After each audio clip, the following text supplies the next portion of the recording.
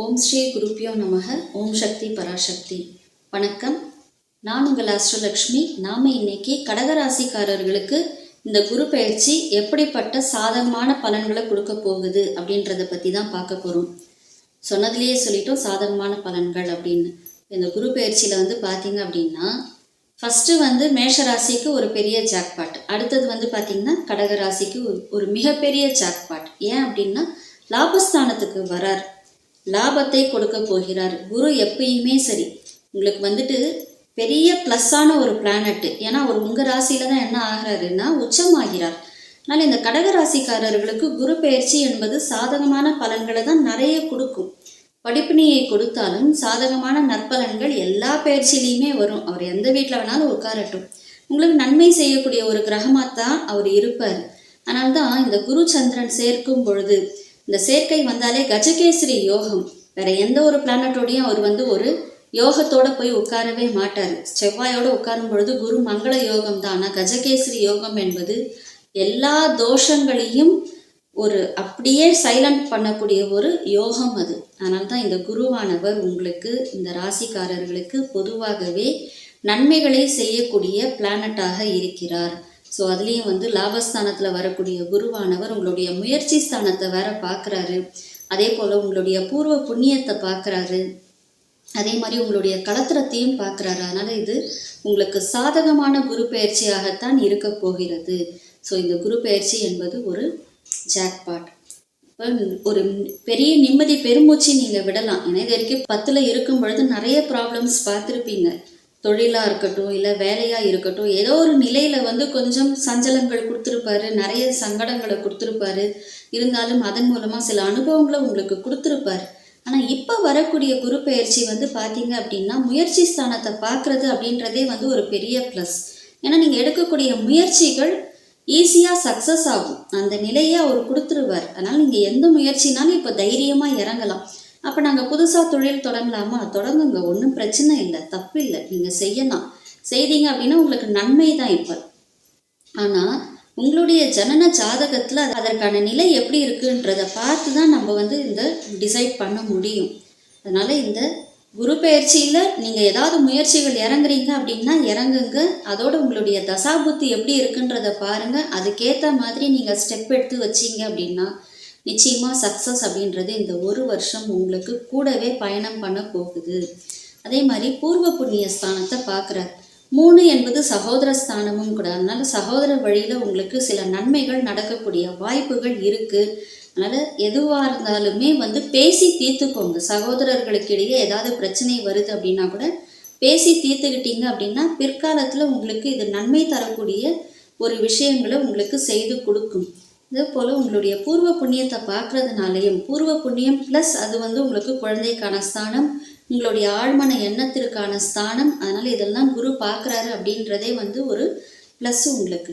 இப்போ பூர்வ புண்ணியம் என்ன, சொத்து வழக்கு எது இருந்தாலுமே இங்கே உங்களுக்கு சாதகமாக முடிஞ்சிடும். அவ்வளோதான், நீங்கள் யோசிக்கவே வேண்டாம், தைரியமாக இறங்குங்க. முயற்சியை பார்க்குறாரு, அதுக்கப்புறம் ஒரு பூர்வ புண்ணியத்தை பார்க்குறாரு, ஒன்றுமே பிரச்சனையே இல்லை உங்களுக்கு. ஸோ அதனால் வரக்கூடிய சொத்துக்கள் உங்களுக்கு லாபமாகத்தான் வரப்போகிறது. 11 லாபத்தில் உட்காந்துருக்கார். உட்காந்த இடத்த கெடுத்தாலும் லாபத்தை கொடுத்துட்டு தான் கெடுப்பார். கெடுத்தாலும் பரவாயில்ல, லாபம் வருதில்லை, உங்களுக்கு சொத்து வருதில்லை, பரவாயில்ல, இருக்கட்டும், உங்களுக்கு நன்மை நடக்க போகுது.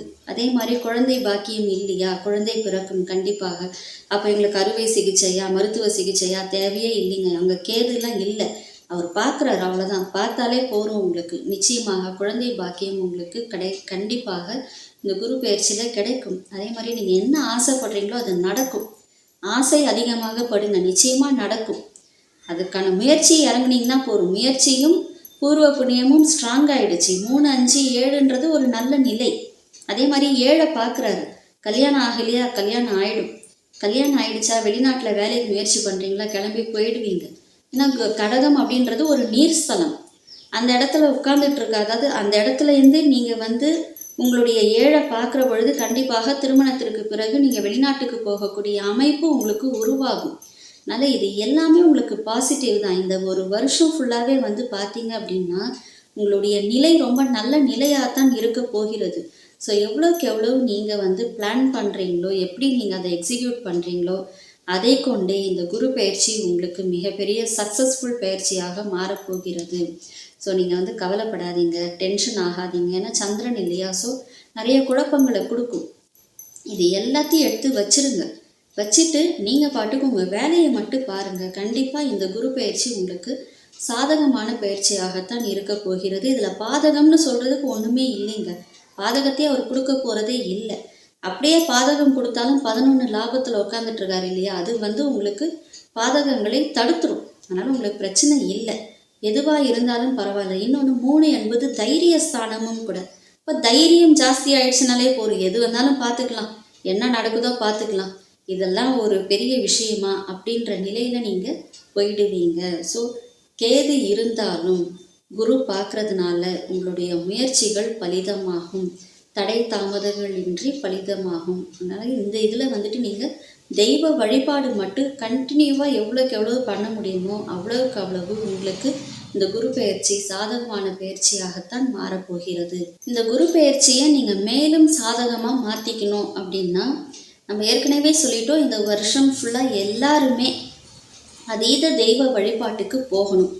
அதில் நீங்கள் வந்து என்ன செய்யணும் அப்படின்னு பார்த்தீங்கன்னா, தெய்வ வழிபாடு மட்டுமே பிடிச்சிட்டு போகணும். ஏன்னா இது கடகம் அப்படின்றது ஒரு மோட்ச இது, அந்த ஸ்தானமே வந்து ஒரு மோட்ச ஸ்தானம். அதனால் தெய்வ வழிபாடு தான் இந்த கடக ராசிக்காரர்களை என்றென்றைக்குமே வாழ வைக்கும். அதே போல தான் இனியும் வரக்கூடிய காலங்களிலும் உங்களுக்கு தெய்வ வழிபாடு தான் உங்களை வாழ வைக்க போகுது. ஸோ நீங்கள் என்ன செய்யணும் அப்படின்னா, குருஸ்தலங்களுக்கு தேடி தேடி போய் தரிசனம் பண்ணுங்க. எவ்வளோக்கு எவ்வளோ குரு பகவான்களை தரிசனம் பண்ண முடியுமோ, குருமார்களை தரிசனம் பண்ண முடியுமோ, மகான்களை தரிசனம் பண்ண முடியுமோ அதை செய்யுங்க. ஆன்மீக யாத்திரை போங்க, நிறைய யாத்திரைகள் போங்க. போனீங்க அப்படின்னாலே உங்களுக்கு இந்த குரு பலன் அப்படின்றது ஒரு ரொம்ப ஜாஸ்தியான ஒரு பலமாக உங்களுக்கு மாறும். ஏன்னா உங்களுக்கு 9ஆம் வீட்டு அதிபதி குரு தான். குரு அப்படின்றது வந்துட்டு தான் உங்களுக்கு எல்லாமே. 9 அப்படின்றது யாத்திரைகளுக்கான ஒரு இடம். அந்த யாத்திரை தான் உங்களை வந்து பலப்படுத்தும். ஸோ எவ்வளோக்கு எவ்வளவு நீங்கள் ஆன்மீக யாத்திரை போகிறீங்களோ அவ்வளோக்கு அவ்வளவு இந்த குரு பயிற்சி உங்களுக்கு சாதகமான பயிற்சியாக இருக்கும். அதே போல் ஆலங்குடி குரு பகவானை நீங்கள் போய் தரிசனம் பண்ணிட்டு வாங்க. கண்டிப்பாக இந்த குரு பயிற்சி உங்களுக்கு ஒரு 100% சக்ஸஸ்ஃபுல் பயிற்சியாக மாறும் என்பதில் எந்த ஒரு சந்தேகமும் இல்லை.